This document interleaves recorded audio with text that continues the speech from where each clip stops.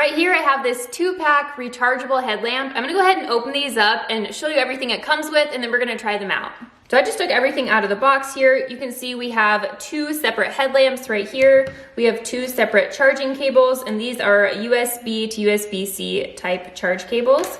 And then we have 8 different hat clips. These can be used for construction hats, or honestly, it can be used for a lot of different kinds of hats here. This circle part right here is going to fit on the rim of the hat, and then you can feed the actual strap of the headlamp through this thinner part right here. So you could actually place them all the way around your hat just to make sure that this doesn't slide off of your hat, or you can obviously just wear this around your head, whatever your preference is.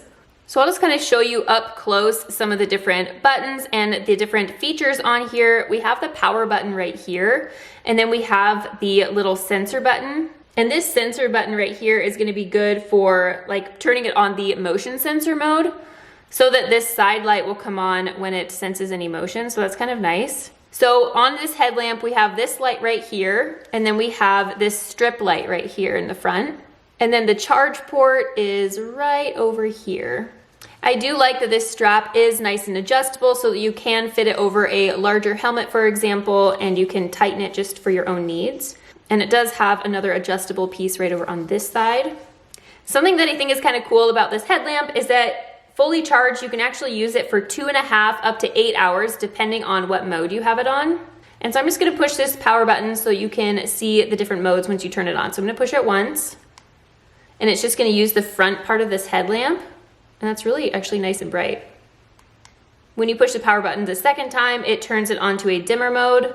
On the third time, it turns off this front lamp and it turns on this side light. And this is gonna be more like a flashlight. And you push the power button again and that light goes off.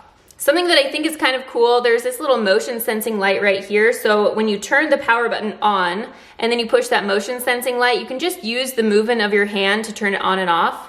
That way, if you're wearing something like big gloves and you're working outside, you don't have to worry about fumbling around and trying to find what button you're going to push.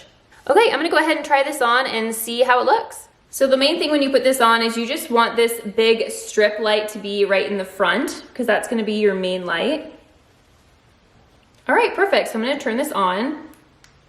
Okay, honestly, this front light is gonna be so much better if you're working on a car or you're doing something out in the dark. You can be completely hands-free. I'm gonna go ahead and go through the different modes here.